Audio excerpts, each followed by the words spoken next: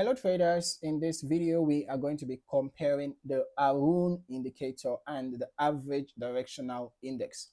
All right, we want to find out which indicator gives better trading results. So let us start by adding both indicators to the chart. Okay.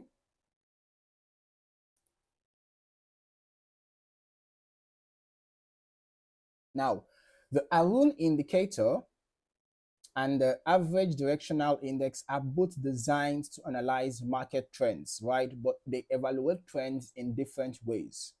The Aroon indicator measures how recently a new high or a new low has occurred within a selected time period, right? You can feel free to modify the default length according to your taste, right? Depending on how sensitive you want the indicator to be.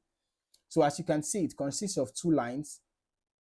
We have the Aroon up and the Aroon down, right? You can see the Aroon up is the orange color, the Aroon down is the blue color, right?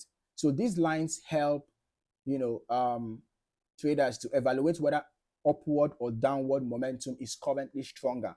So you will notice that when Aroon up is higher, right? When Aroon up is higher, it suggests stronger upward movement.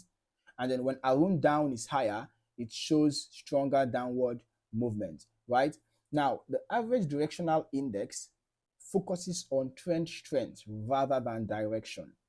Okay, ADX values increase as trends become stronger and decrease when the market becomes less directional, right? So you can notice here now when the trend was getting stronger, look at how the ADX value was rising gradually, right? So in comparison, the Aroon indicator focuses on trend timing and direction, while the ADX focuses on trend strength. Okay, so if you found any value in this video, don't forget to like, subscribe, and turn on your notifications so that you do not miss out on more valuable trading content. Thank you for watching. I look forward to seeing you in the next video. Happy trading.